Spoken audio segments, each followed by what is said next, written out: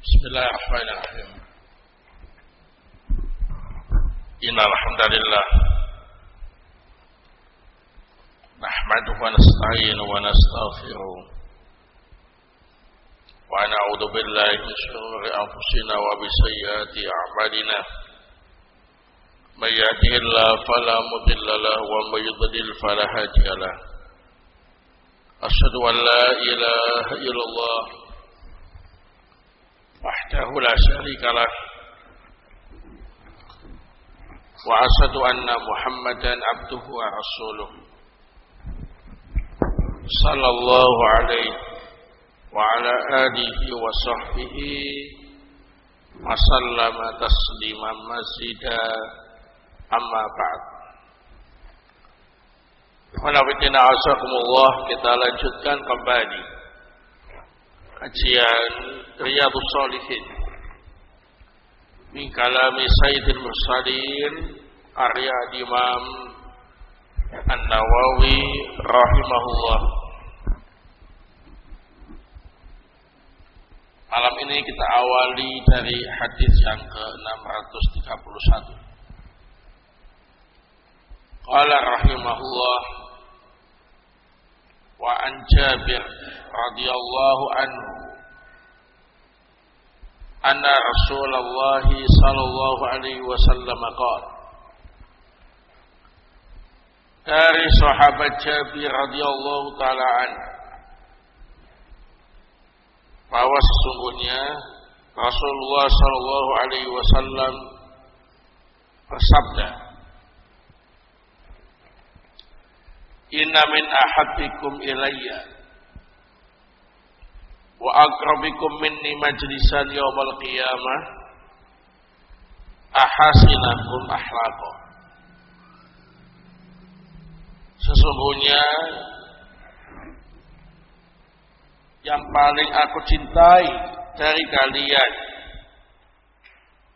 dan yang paling dekat tempat duduknya denganku pada hari kiamat adalah yang paling bagus akhlaknya di antara kalian.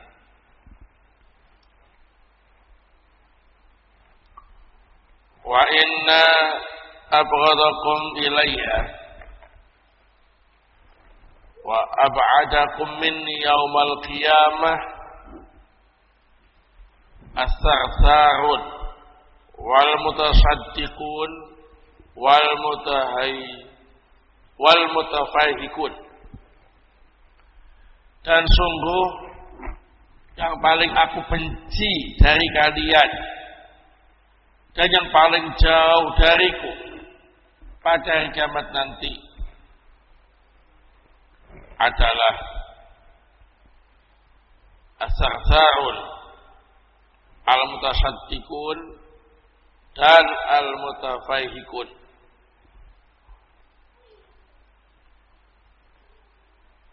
Qalu ya Rasulullah qad alimna as-sarsarun wal mutasaddiqun. Wahai Rasulullah sallallahu alaihi wasallam, kami sudah mengetahui makna as-sarsarun dan al-mutasaddiqun. As-sarsarun banyak bicara yang tidak bermanfaat. Al-mutasaddiqun ini juga begitu, suka ngomong lama.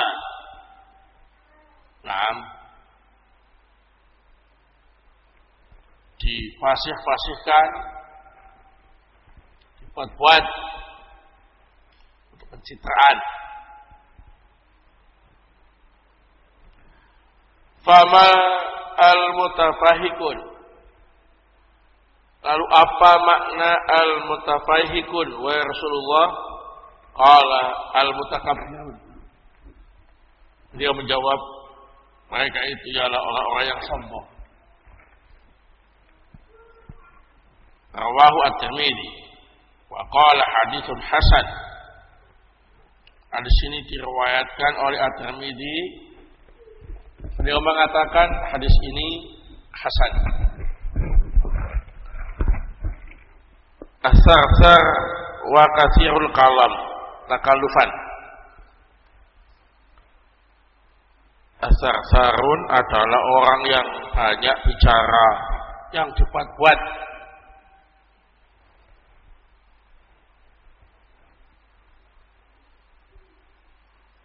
Al-mutasaddiq al-mutatawwil 'ala an-nas bi kalami wa yatakallamu bi mithli fihi tafasuhan wa ta'dhiman li kalami. Sedangkan al-mutasaddiqun adalah orang yang senang berlama-lama berbicara di hadapan masyarakat dengan dibuat-buat, difasih-fasihkan untuk pencitraan agar dipuji. Wal mutafahik asluhu minal fahqi wa huwa al-imtila wa huwa alladhi yamla'u famahu bil kalam wa yatawassa'u fihi wa yu'ribu fihi takabburan wa irtifa'an wa idharan lil fadila ala ghairihi. Al-mutafahikun itu asalnya dari lafaz al-fahqu. Al-fahqu itu maknanya penuh, yakni memenuhi mulutnya dengan ucapan, dipanjang-panjangkan, dimunculkan istilah-istilah asing dengan tujuan menyombongkan diri, menampakkan wawasannya di hadapan yang lain.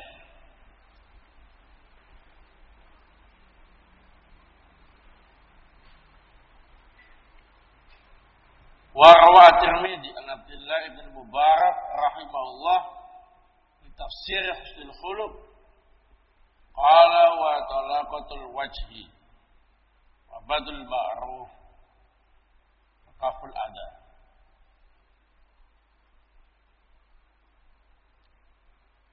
At-Tirmidzi meriwayatkan dari Abdullah bin Mubarak rahimahullah tentang penjelasan akhlak yang baik itu seperti apa. Beliau menjawab, muka yang berseri-seri, bersahabat, yang ramah, kemudian mau untuk berkorban dalam kebaikan, dan yang ketiga tidak mengganggu orang lain, baik dengan lisannya maupun dengan tangannya. Nah, hadis tadi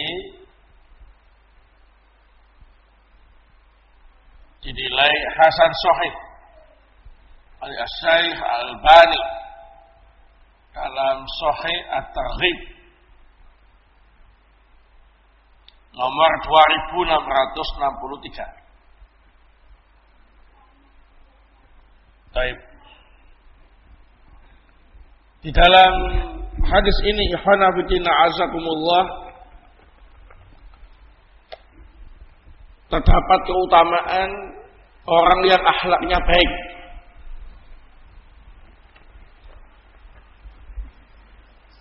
Mereka dimasukkan dalam golongan umat yang paling dicintai oleh Nabi Muhammad sallallahu alaihi wasallam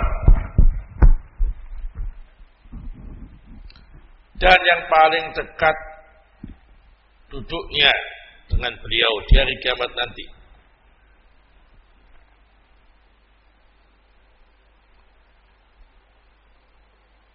Kemudian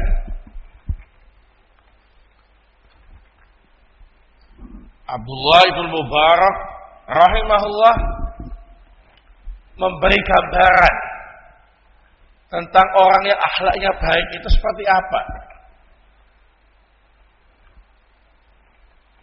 Dia mengatakan ada 3 ciri, yang lainnya ikut, ya. Kalau 3 ini dimiliki, berarti yang lainnya bagus. Yang pertama ialah talaqatul wajhi. Mukanya itu ramah, ya, sahabat, ceria. Jadi orang kalau melihatnya itu tak takut, tenang, ya, nah, ramah. Kalau berjumpa dengan orang, sahabat, ya, bukan muka-muka cemberut, bukan muka-muka yang seram, mahal senyumnya, bukan muka-muka seperti muka-muku, ya. Ciri yang kedua, badlul ma'ruf. Dia suka membantu dalam kebaikan, mau berkorban dalam kebaikan, baik dengan tenaganya, dengan pikirannya, dengan ilmunya, maupun dengan hartanya. Jadi dia bukan orang yang cuek, bukan orang yang hanya memikirkan kepentingan pribadinya saja. Enak diajak untuk ta'awun dalam kebaikan. Dan yang ketiga, kaful adha. Dia tidak suka mengganggu orang lain, tidak suka mengecewakan orang lain, tidak suka menyakiti hati orang lain. Berusaha untuk menjaga perasaan orang lain. Masuk di dalamnya, kalau utang ya dibayar, ya. Nah, kalau nggak bayar kan orangnya marah, ya. Walaupun disimpan-simpan marahnya, ya. Nah. Janji ditepati. Kalau yang suka menyakiti itu janji tapi diingkari. Banyak yang lain. Suka menteror. Apalagi sekarang ada media sosial, teror pakai medsos, ya, nah, berita-berita yang tidak jelas,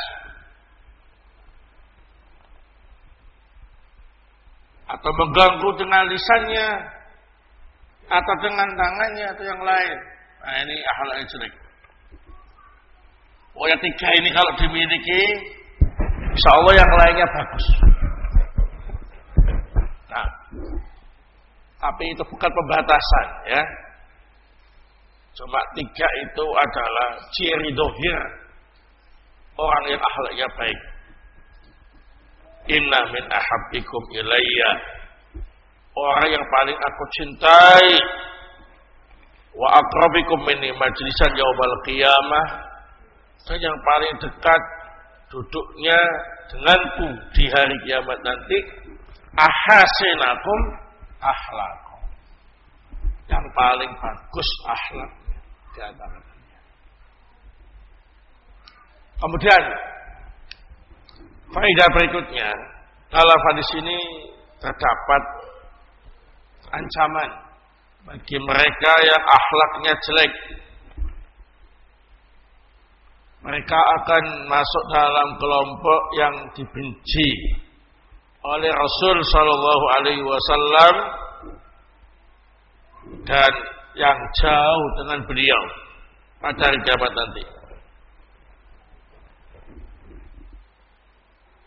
Adapun di antara contoh orang itu akhlaknya jelek adalah terkait dengan lisannya. Lisan ini mewakili akhlak-akhlak yang lain. Orang itu kalau akhlaknya sudah dilihat lisannya jelek, berarti yang lainnya jelek. Hati-hati ya.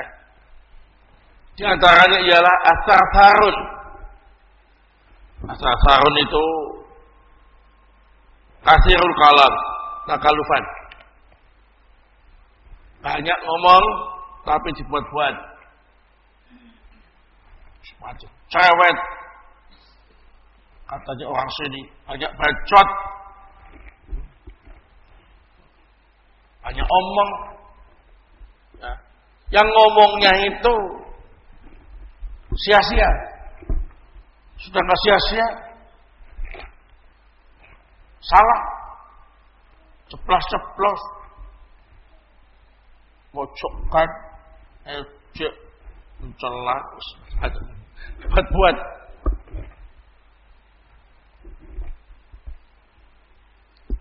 Nah, kalau lisannya yang kecil saja itu gak bisa dibungkam, maka yang lain susah dibungkam. Pasti yang lainnya gak bagus, gak beres. Ya. Yang kedua, al-mutasaddiqun. Kalau al-mutasaddiqun di sini adalah dia dengan lisannya mengemas yang batil seolah-olah al-haq, difasih-fasihkan, dibikin orang itu kagum dengan retorikanya, padahal ucapannya itu batil, ucapannya salah. Dia pintar mengelola kata, pintar untuk mengemas berita, pintar untuk memoles kasus, sehingga dengan lisannya orang sampai terpengaruh, padahal isinya itu batil.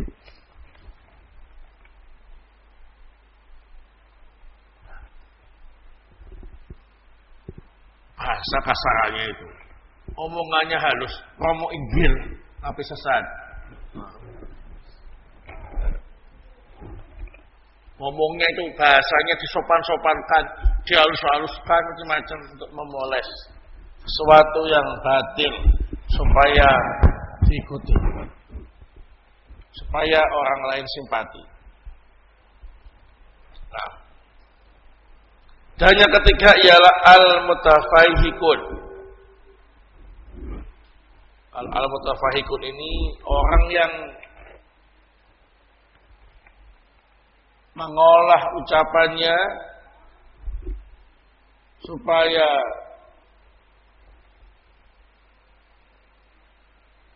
orang lain kagum dengannya. Niatnya sombong, niatnya pamer kemampuan, berbicara di depan orang banyak. Nah,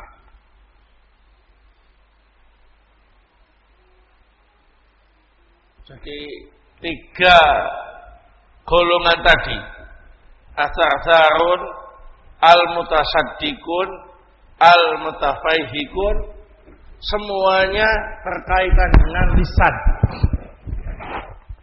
Ada yang lisannya kotor, ada yang lisannya halus tapi untuk kebatilan, ada yang lisannya bagus tapi untuk menyombongkan diri, memamerkan kemampuannya dan meremehkan orang lain.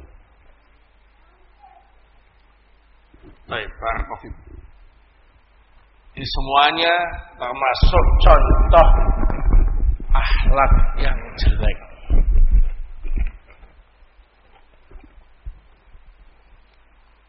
Balasannya dibenci oleh Rasul Sallallahu Alaihi Wasallam dan akan jauh dari beliau pada hari kiamat nanti.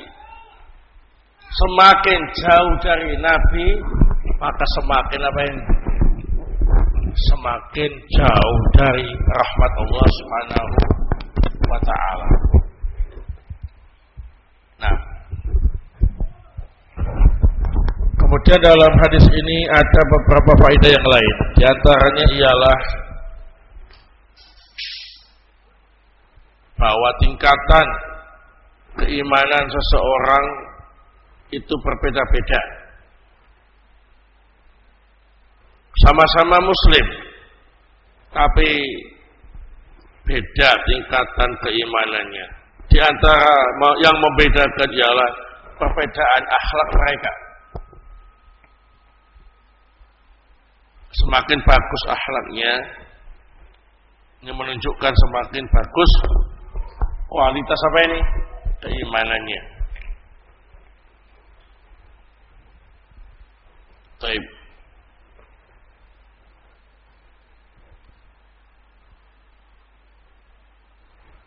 Selanjutnya, bab yang ke-74.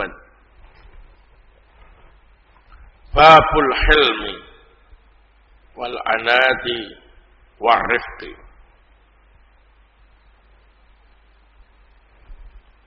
Bab tentang al-hilmu, kesantunan, wal anatu, ketenangan dan ketelitian, warifku, dan kelemah lembutan. Barakallahu. Ini bab menjelaskan tentang bentuk-bentuk akhlak yang baik. Al-Imam An-Nawawi rahimahullah menyebutkan beberapa ayat tentang masalah ini. Yang pertama, surah Ali Imran ayat yang ke-134.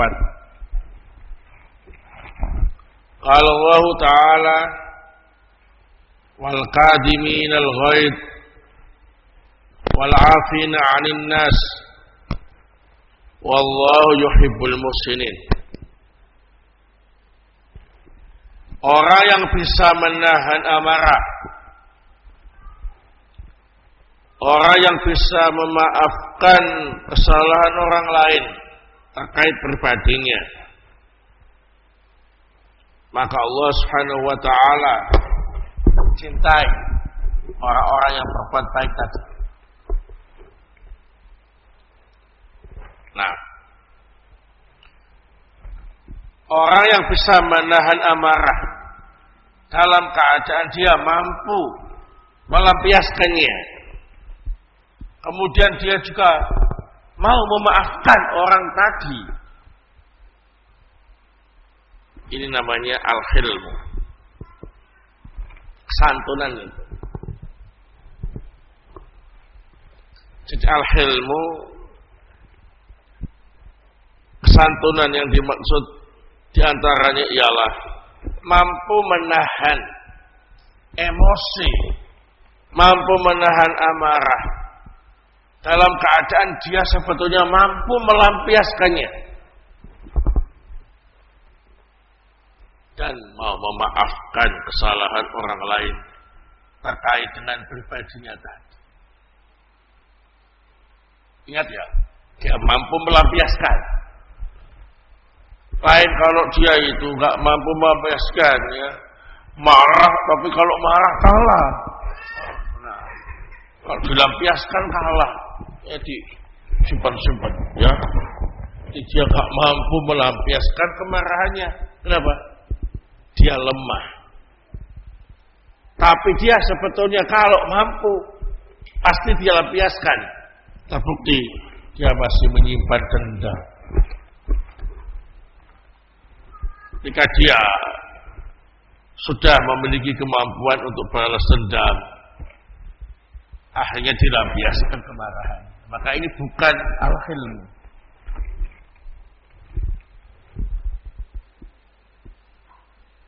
Dan juga mau memaafkan kesalahan orang lain yang terkait dengan pribadi. Insyaallah. Kalau kita lihat keumuman didolimi sama orang, marah. Sudah marah, susah untuk memaafkannya. Sudah gak mau lihat orang itu lagi.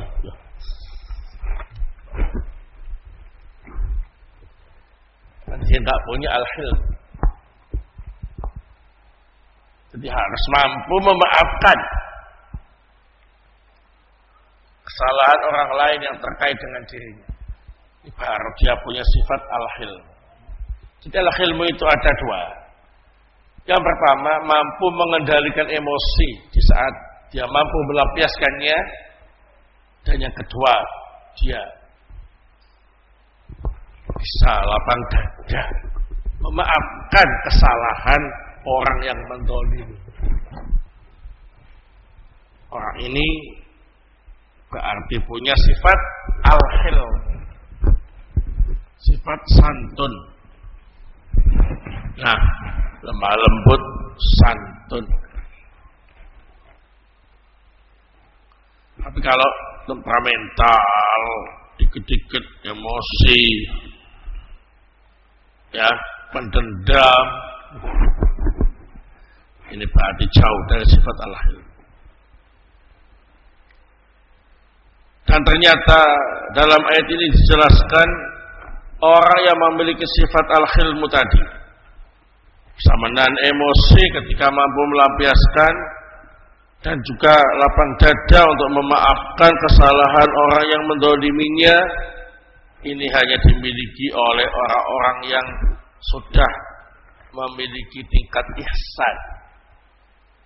Berarti tingkatan keimanannya sudah tinggi. Karena tingkatan keimanan itu Islam, iman, ihsan, ya. Kalau sudah punya tingkatan ihsan, berarti tingkatannya sudah tinggi. Karena memang susah mempraktekannya, ya. Nah, gitu, ya.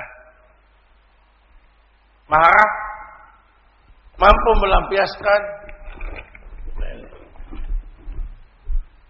umum.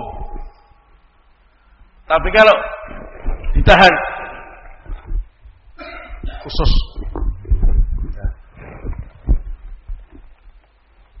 Didolimi orang, tapi kalau memaafkan, nah, apa-apa. Assalamualaikum. Bagus. Tidak hanya bisa dimiliki oleh muhsinin, yakni orang-orang yang punya tingkat ihsan. Balasannya dicintai oleh Allah Subhanahu wa ta'ala. Baik.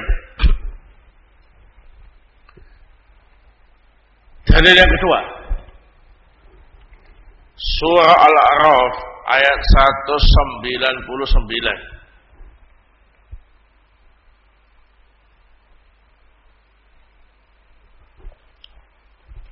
Khudil afwa,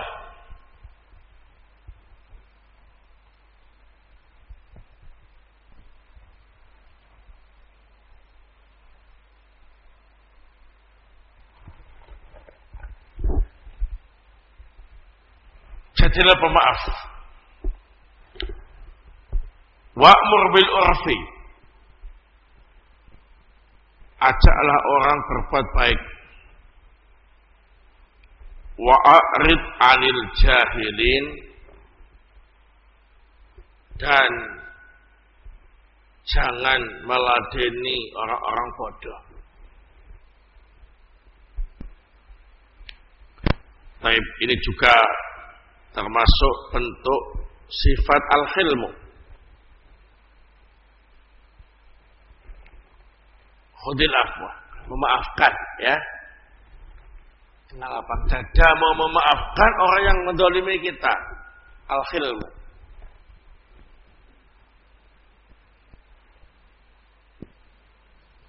Wa'mur bil urfi,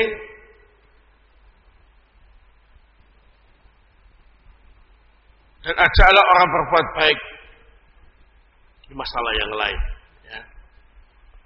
Wa'arid 'anil jahilin, nah ini juga al-khilm. Jangan engkau meladeni orang-orang yang bodoh.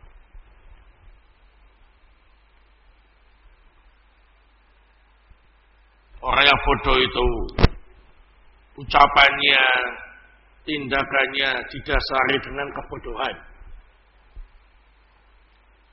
Maka kalau kita memiliki sifat al-khilmu, kita enggak mau meladeni orang-orang semacam itu. Kenapa?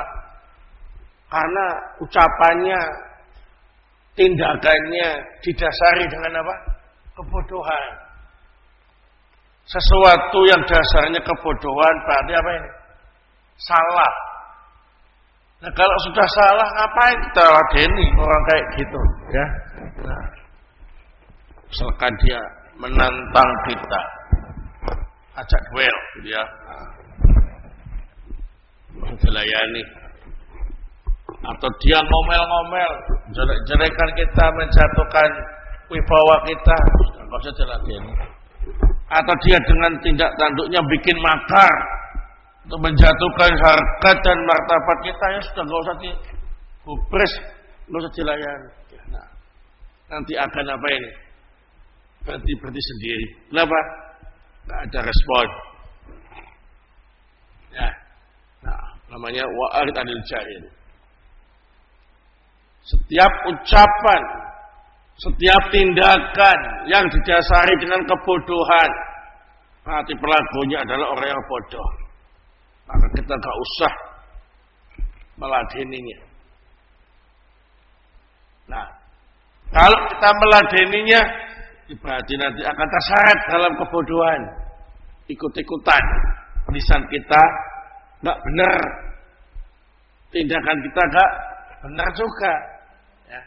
Nah, namanya al-khilm, santun. Baik. Gitu. Dalil yang ketiga, surah Fussilat ayat 34 sampai 35. Wala tastawil hasanah wala sayyi'ah. Enggak sama yang baik dan yang jelek. Idfa billati hiya ahsan. Balaslah dengan yang lebih baik. Fa'idal ladzi bainaka wa bainahu adawah ka'annahu waliyyun hamim. Jika demikian, maka orang yang asalnya ada permusuhan denganmu, maka dia akan menjadi penolong dan sahabat dekat. Wa ma yulaqaha illa alladziina sabaru. Sifat semacam itu tidaklah diberikan kecuali kepada orang-orang yang sabar. Wa ma yulaqaha illa dzu haddin 'adzim. Dan tidaklah diberi sifat semacam itu kecuali orang yang memiliki perangai yang agung.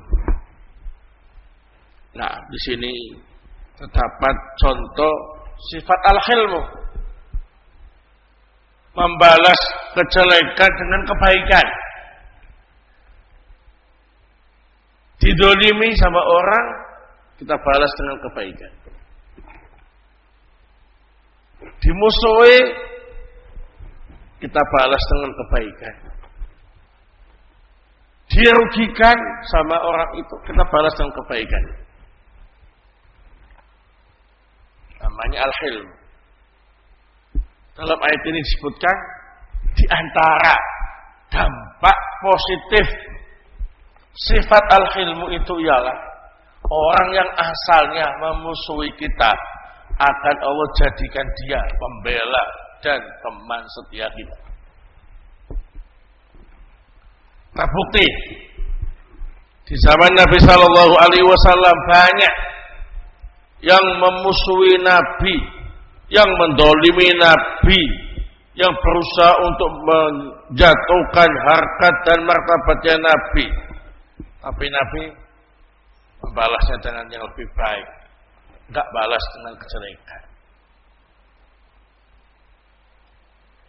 Akhirnya masuk Islam dan mengakui kalau dulu itu Nabi itu orang yang paling aku benci, ya. Sekarang beliau adalah orang yang paling aku cintai. Dan ini ternyata dilakukan oleh para ulama kita, ulama salaf kita. Tetangga-tetangganya yang jelek, yang mendolimi, yang bikin teror, yang merugikan, tak dibalas dengan yang setimpal, malah dibalas dengan kebaikan. Lama-lama yang asalnya memusuhi jadi apa ini? Membela dan jadi teman setia. Nah ini dampak positif sifat al-hilm. Misalkan kita kalau menikah sama seorang wanita solihah,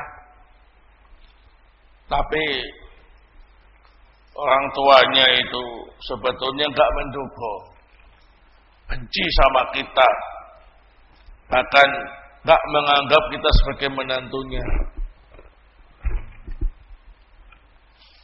jangan putus asa, ya. Nah, pakai jurus al-hilmu,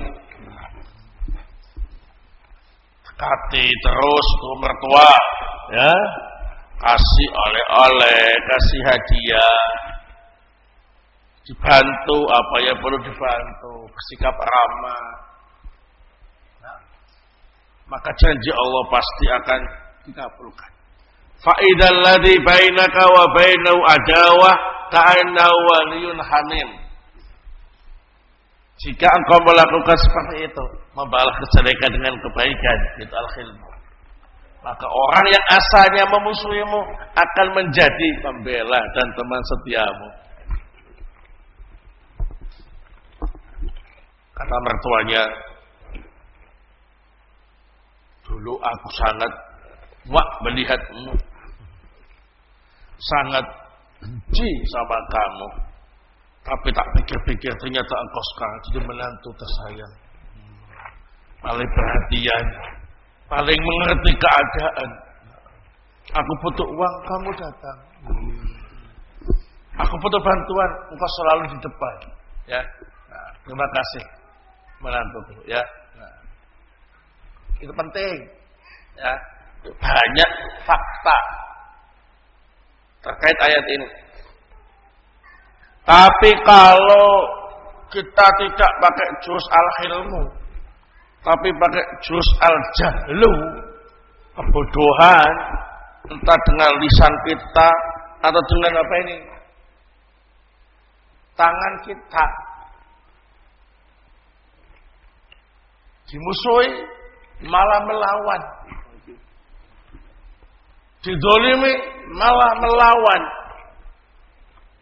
dikasari balas kasari juga, dijauhi dia juga semakin jauh, disikapi yang tidak baik ya dibalas.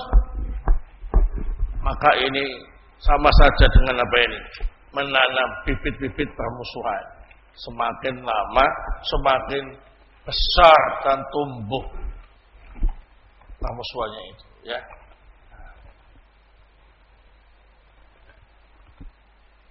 Jangan dilakukan, ya. Dalam ayat ini menunjukkan bahwasanya sifat al-hilm, jadi membalas perbuatan jelek dengan perbuatan yang baik, hanya bisa dilakukan oleh orang yang betul-betul sabar dan berakhlak yang mulia. Sabar didolimi, dirugikan sama orang lain, tapi tidak balas. Sabar. Akhlaknya baik, jelas. Dalam masalah yang lain pasti bagus. Ini namanya al-hilm. Wa qala ta'ala, dalil yang keempat, surah Asy-Syura ayat yang ke-43. Walaman sabara wa ghafara inna dzalika lamin azbil umur. Orang yang sabar mau memaafkan, maka yang demikian itu termasuk perkara yang mulia. Ini semuanya terkait dengan apa ini? Al-hilmu. Jadi al-hilmu satu, menahan emosi, nggak melampiaskan ketika dia mampu melampiaskan. Yang kedua, mau memaafkan kesalahan orang lain. Yang ketiga, membalas kejelekan dengan kebaikan. Kemudian yang keempat, tidak meladeni orang-orang apa ini? Bodoh. Ini al-hilm semua.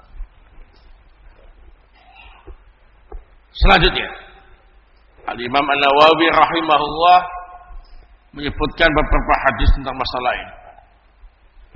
Hadis yang ke-632.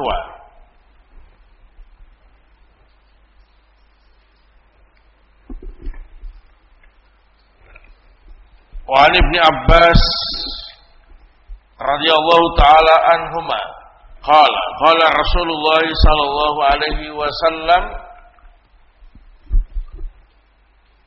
li Asyaj Abdul Qais, inna fika khaslataini yuhibbuhumallah, al-hilmu wal anatu, rawahu Muslim.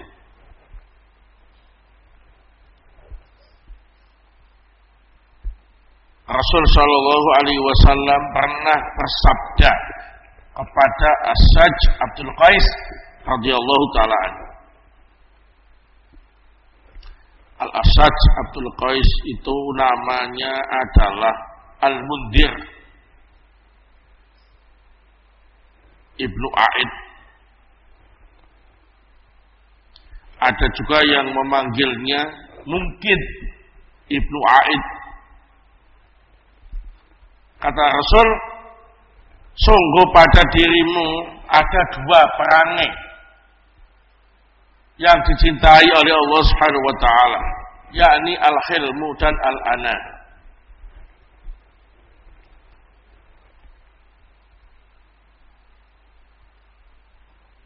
Kalau al-hilmu jelas tadi ya. Kalau al-ana di sini ialah at-tatsabbut wa tarkul ajalah. Al-ana itu adalah tasabbut, hati-hati dengan mengecek dan meneliti kebenaran sesuatu dan tidak tergesa-gesa dalam mengambil sikap. Beda al-ana, beda al-ajzu. Kalau al-ajzu itu lemah, lemot, klewas, lemot, tidak bersegera dalam kebaikan, al-ajzu. Tapi kalau al-ana itu adalah sifat teliti, sebelum memutuskan sesuatu dan tidak tergesa-gesa. Nah, cek, diteliti ini benar apa salah. Kalau sudah jelas benar, maju. Kalau jelas salah, mundur. Tidak tergesa-gesa dalam banyak hal.